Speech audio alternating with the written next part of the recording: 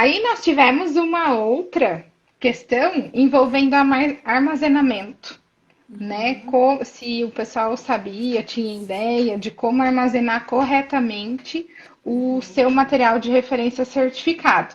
Mesmo porque é um cuidado, uma vez que esse material de referência não é nada barato, né? Ele já tem um custo agregado em função de toda essa característica dele, né? Ele já tem um custo mais alto, por isso que às vezes dói no coração dos laboratórios, né? Dói. E mas também diferencia bastante em relação ao processo final de confiabilidade de resultado, né?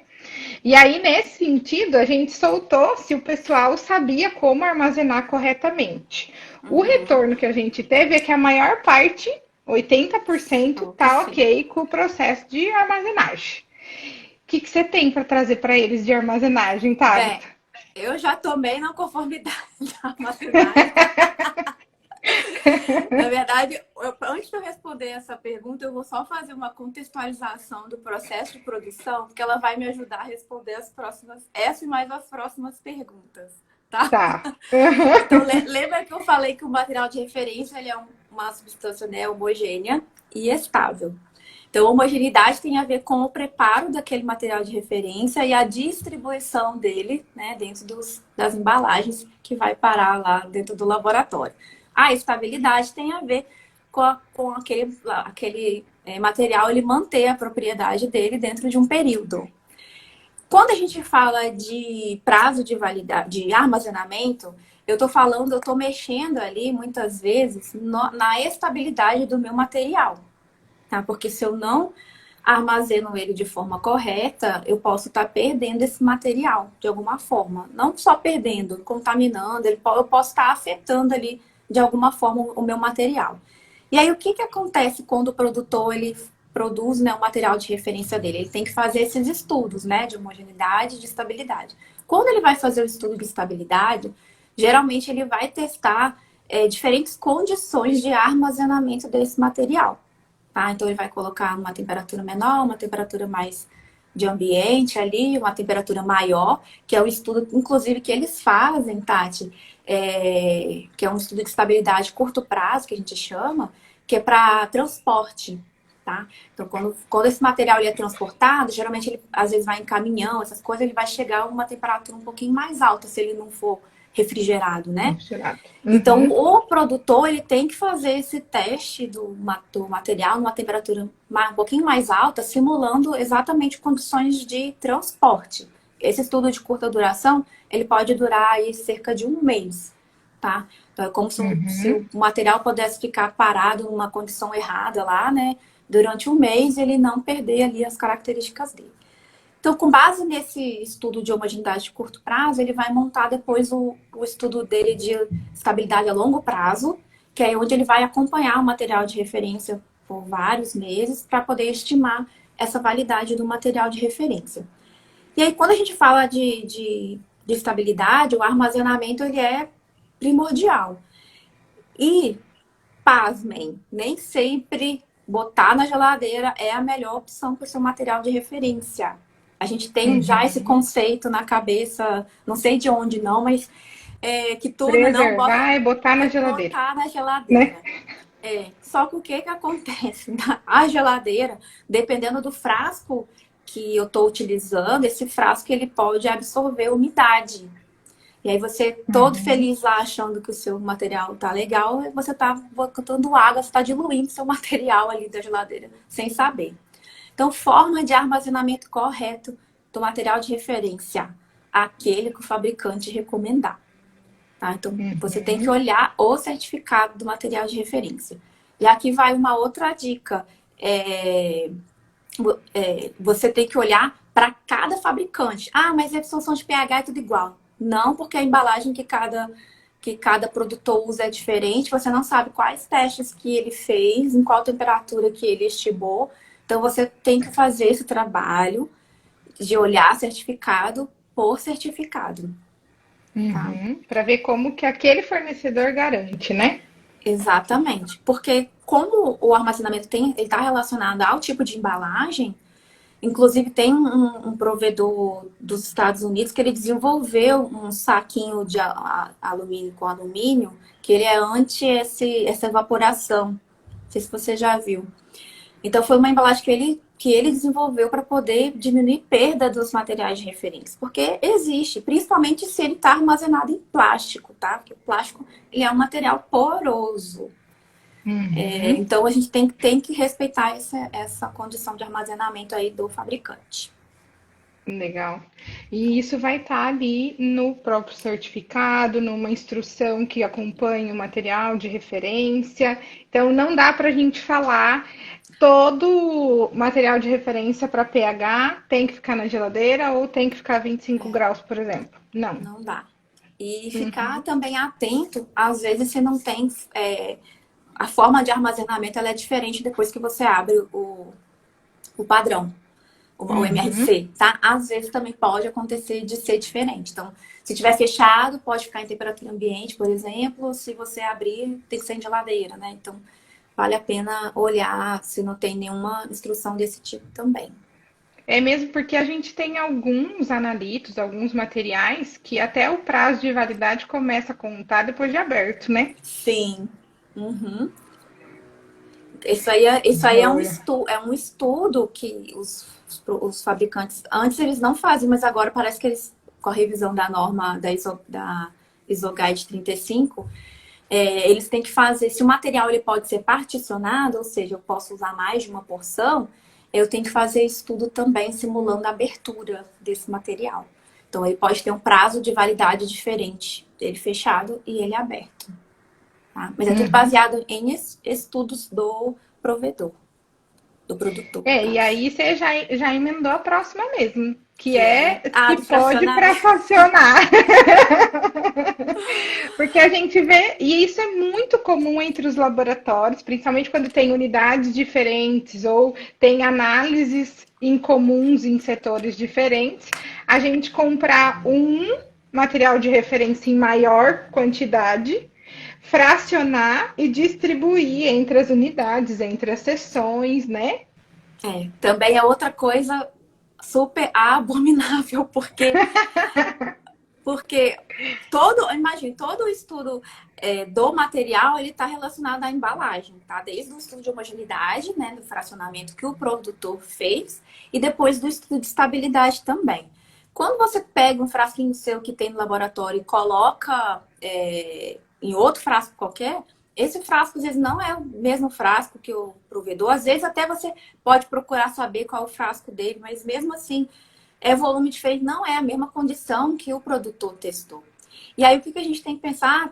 Mas eu não vou estar perdendo o material. Às vezes você não vai estar perdendo o material, mas a incerteza de medição que está no certificado, ela não vai ser mais aquela mesma. Porque dentro da incerteza do material de referência, ele considera, além da incerteza da caracterização do material, que é daquela propriedade, ele embute junto ali a incerteza de homogeneidade e a incerteza de estabilidade. Se você muda a condição que esse material vai ficar armazenado, o produtor não estudou a condição de frasco que você está usando, ele estudou lá as condições onde ele produziu. Então, para ele garantir aquele valor, é exatamente nas condições que o material que vem nas instruções do certificado. Qualquer coisa que você faça fora do que está escrito ali, infelizmente você perdeu o seu material de referência. Aquele valor ali, ele não serve mais para você utilizar. Uhum. Eu estava até pensando aqui que a gente tem, até na parte de cromatografia, a gente tem alguns fornecedores que mandam os padrões para a gente, e é muito comum eles virem nas ampolinhas âmbar, né? E aí a gente precisa quebrar ela e fazer a transferência. E aí a gente tem até alguns fornecedores que mandam o próprio vaio para onde você tem que transferir, né? Para continuar continuar garantindo. E a gente vê bastante também alguns probleminhas que dá, né? Que você tira de uma ampola âmbar e coloca num vaio transparente. Aí você coloca com um tipo de septo nesse vaio, e que pode evaporar e você não garante mais a concentração que estava ali, né? Não tem e como. aí isso vai dando os problemas. E aí o que você tem que tomar cuidado?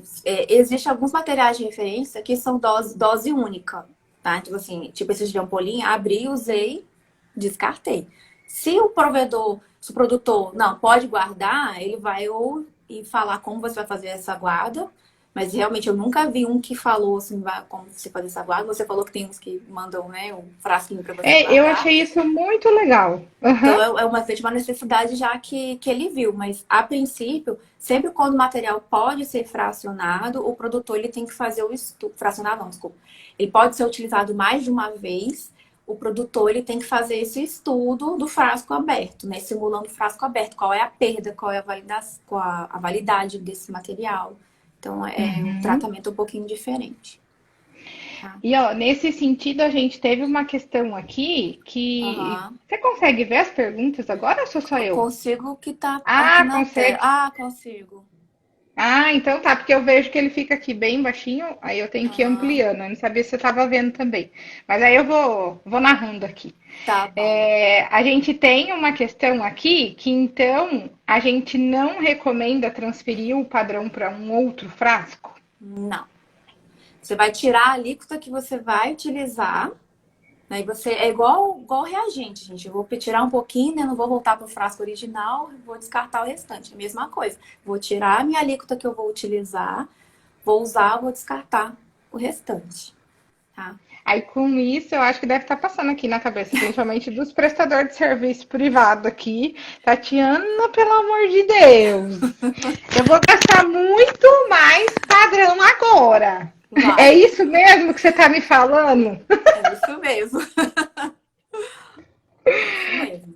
Porque até pensando que é o mais comum que a gente vê por aí, você até vê também a parte de pH, Pois né? é, olha, ó, pH é pior ainda. Por quê? O eletrodo de pH, tirando o eletrodo, mas até o eletrodo que tem o eletrólito sólido, ele também faz troca iônica com a solução. Ele faz troca iônica, ele está jogando KCl ali para o seu padrão.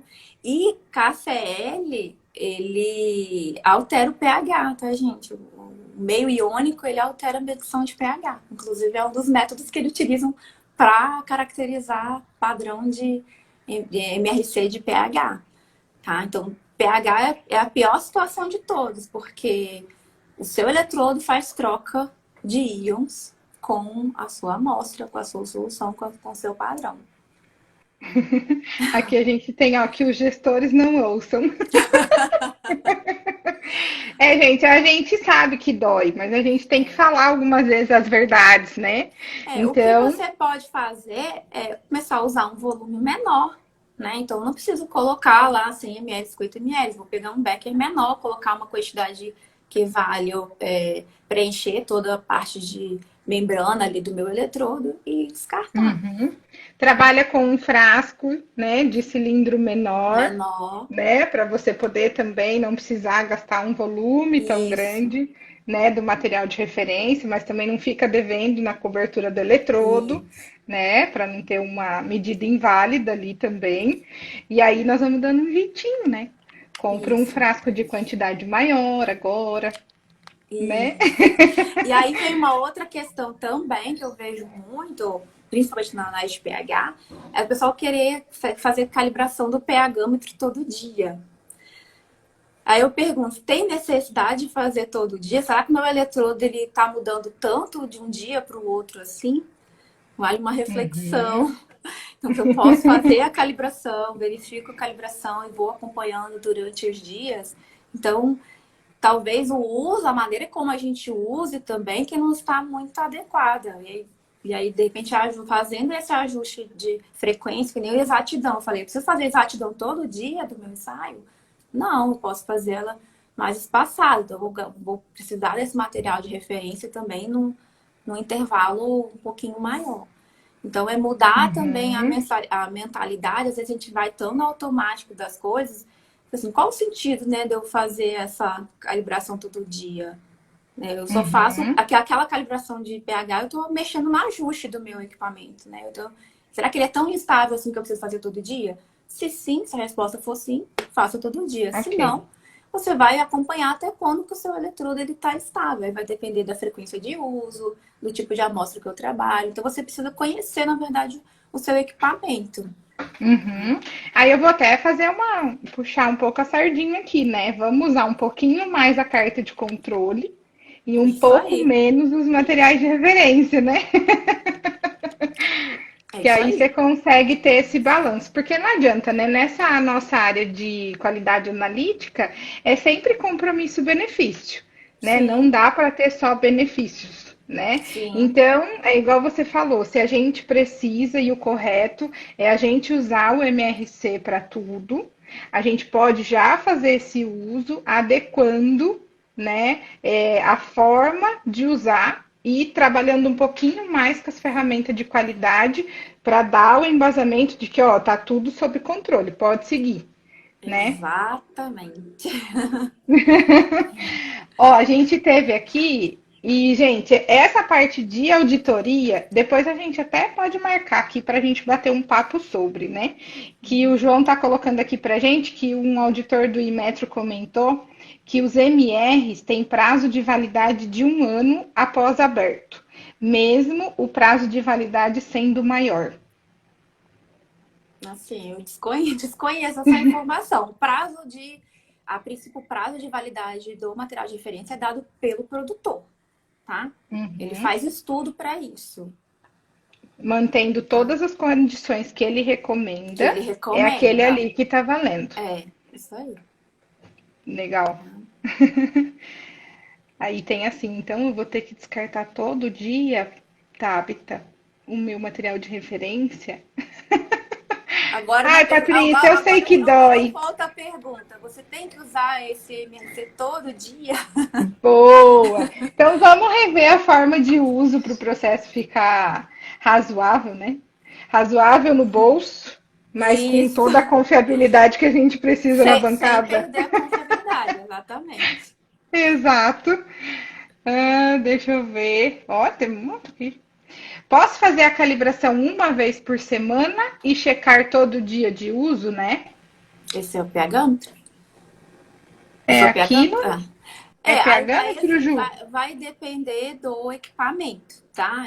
Existem alguns equipamentos que eu sei que são estáveis, mas eu não posso falar isso de todas as marcas que tem, porque eu não conheço todas as marcas. Então você vai precisar conhecer o seu Uhum, equipamento. Minha recomendação é, começa testando, entendeu? uhum.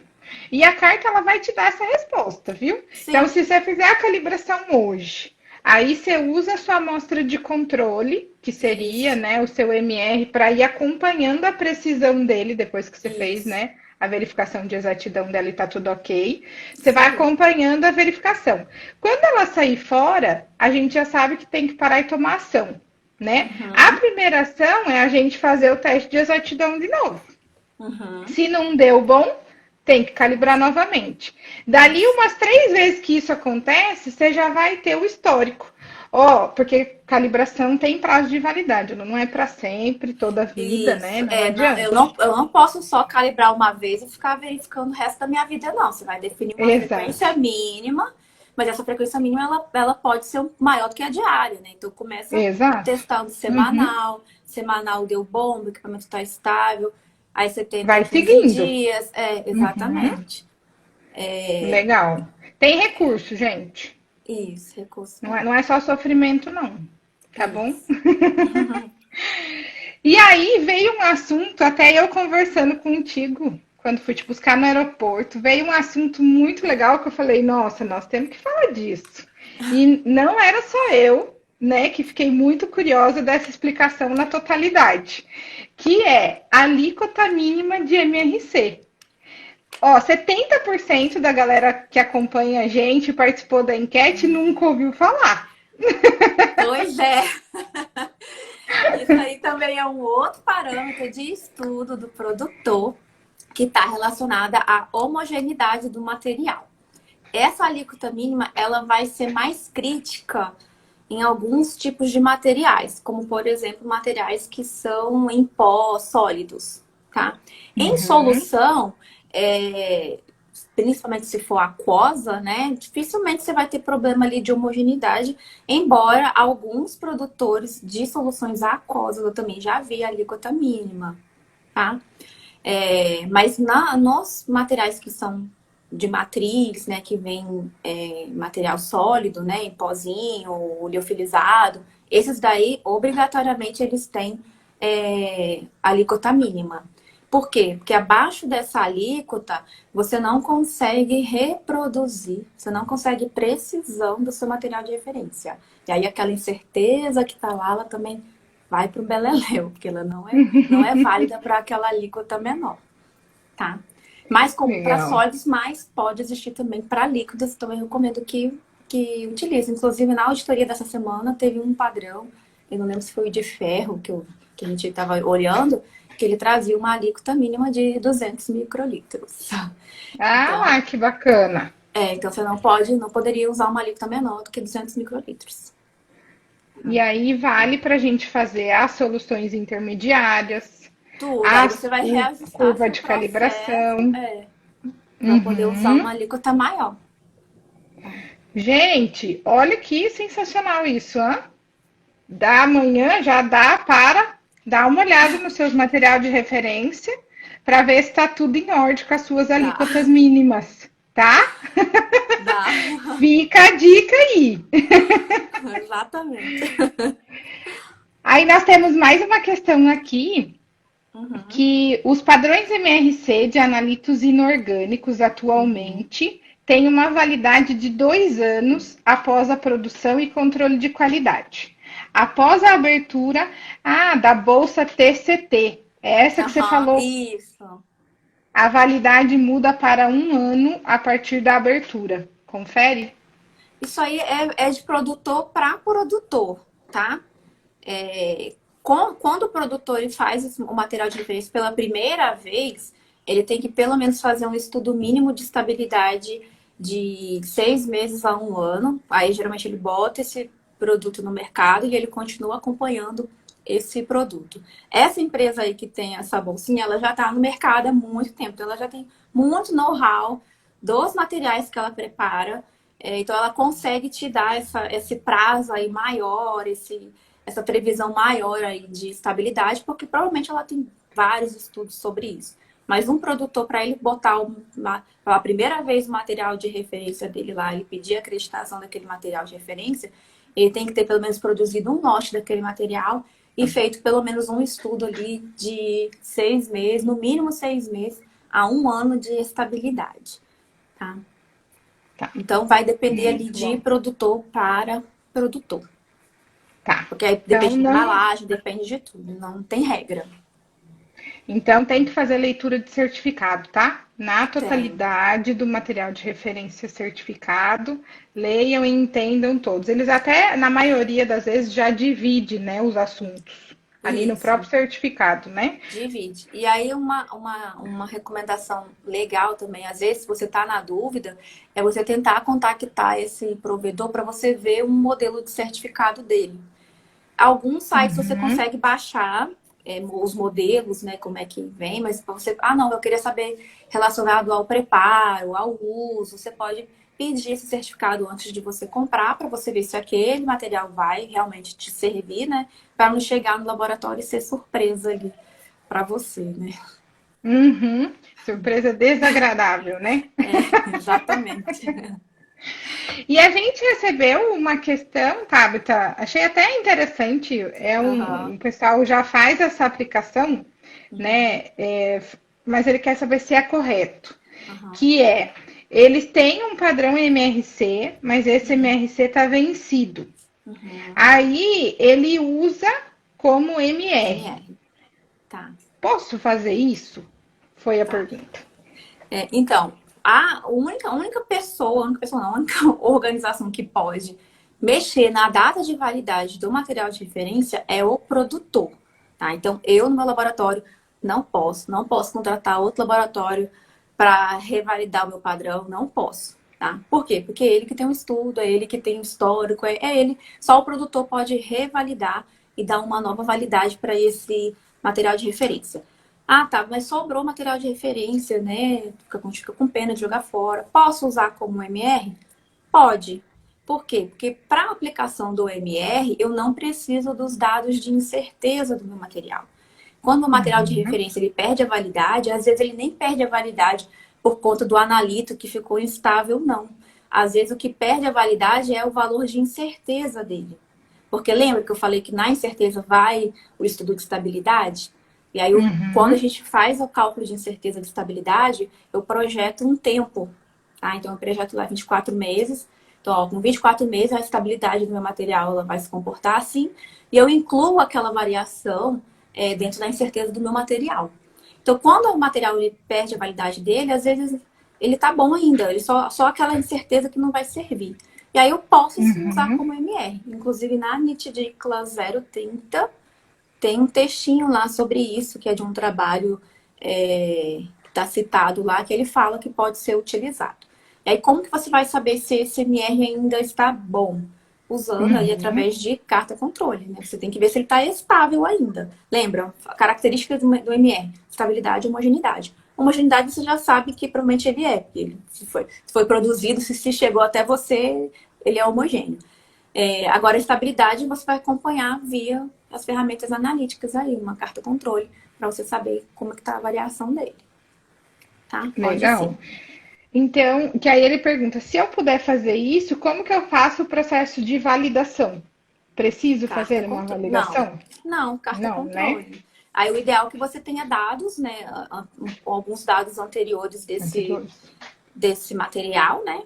Porque se você começar a Uhum, coisar, até poderia também, porque o material de referência controle de qualidade, ele não precisa de ter um valor certificado, né? Você vai pegar como base aquele valor que você iniciar e você vai ver se ele está perdendo ao longo do tempo.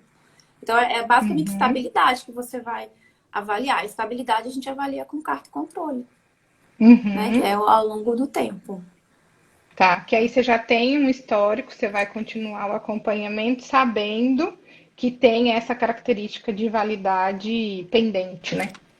Aí é bom, é interessante identificar, né, que esse material de referência está com uso como MR, né, para ninguém usar esse material de forma errada, né, usar o material vencido para calibrar. Então, é interessante fazer todo esse processo também de identificação do frasco. Né? Tá, joia. Revalidação de padrão, posso fazer no laboratório? Não, de maneira alguma. Não, gente. A gente não tem competência para isso no Não, o que a laboratório. gente tem que pensar? O material de referência, gente, o nome dele já fala, referência. Ele tem que ser sua referência. Se você mesmo vai validar a sua referência, você acabou de perder a sua referência. Então, Uhum. não tem como. Não vai dar, gente. Não vai dar. Existem até alguns fornecedores que, se ele tiver o lote lá ainda, você pode solicitar essa revalidação Aí vai depender do produtor, se ele do presta esse tipo produtor. de serviço ou não. Uhum, Geralmente, alguns produtores, isso já aconteceu uma vez comigo com o padrão do Inmetro, que eles revalidaram. Eu peguei um site novo certificado e pronto, continuei usando o material de uhum, referência. Mas eu sei que existe também questões comerciais envolvidas, né? Então, sim. não, eu não sei dizer se para ele é viável. Às vezes, se ele tem, sei lá, se ele tem ainda 50 frascos lá para vender, para ele talvez seja viável ele recertificar e mandar o Uhum, certificado para todo mundo que comprou. Mas talvez não, às vezes ele só tem 3 frascos no laboratório, ele não vai fazer um trabalho todo de recertificação, porque ele não vai mais vender aquele material. Então, acho que vai depender um pouco mesmo da estratégia do produtor. uhum. Tem alguns que não aceitam mesmo, É. né? A seguir com esse processo de Porque fornecer às vezes ele um já produziu certificado outro novo. lote, aí ele Uhum, vai querer vender o outro. uhum. E às vezes ele nem tem, né, mais ali para É, poder também. Pode ocorrer. nos dar essa informação atualizada, né? Aí Sim, acabou. verdade. O Thiago está perguntando para a gente que aí, como você comentou, essa questão de poder trabalhar com um MRC vencido Uhum, na aplicação de um MR, né, nas uhum, condições de um MR, para uma auditoria, como uhum. que ele poderia formalizar essa revalidação? né? A ponto de conseguir demonstrar para o auditor que tudo bem Aham. fazer esse processo e ele foi feito corretamente. É, carta controle. Tá? Você tem que provar que ele está estável ainda. Isso está na própria nitidícula. Você pode pegar lá, achar no finalzinho da nitidícula, tem um texto lá que ele fala, você pode utilizar. Então, ele não vai poder te Uhum. dar essa não Uma conformidade. Ele fala conformidade. desde que você prove que o material ainda está válido. Como é que você vai provar? Tendo essa carta demonstrando a estabilidade dele. Legal. Deixa eu te falar uma coisa que eu nem tô acreditando que abriu meu cronômetro aqui. A nossa conversa tá tão boa, que eu nem vi o tempo passar. E ele já abriu o cronômetro aqui. Nós vamos ficar Aham. devendo a proficiência. Se você topar, nós marcamos um próximo bate-papo aqui. Marcamos, sim, com Que certeza. o assunto é extenso, a galera interagiu um montão com a gente. Foi Então aí a mesmo. gente fica devendo proficiência. Tá. A gente combina uma nova data e abre um novo Qualitate com a presença ilustre aqui da nossa querida Tabita. Tá bom? Tabita, Tá muito ótimo. obrigada pela sua participação. Tenho certeza que a galera gostou muito. Eu amei estar aqui com você e vamos para uma próxima. Obrigada. Eu que amei também estar com vocês. Obrigada, Tati. Obrigada, galera. Um beijo, viu? Até Tchau. mais. Tchau.